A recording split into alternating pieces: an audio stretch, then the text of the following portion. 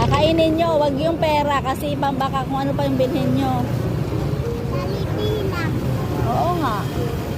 Jollibee na lang. Sige, ha?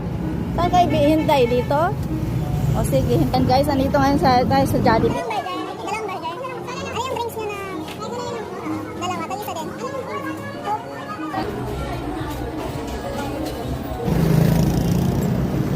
Bigyan natin sila guys, ha?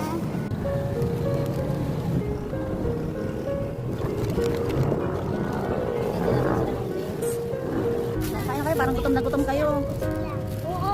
Hindi ka maupo ka doon. Hindi naman, para naman yung pagkain nyo.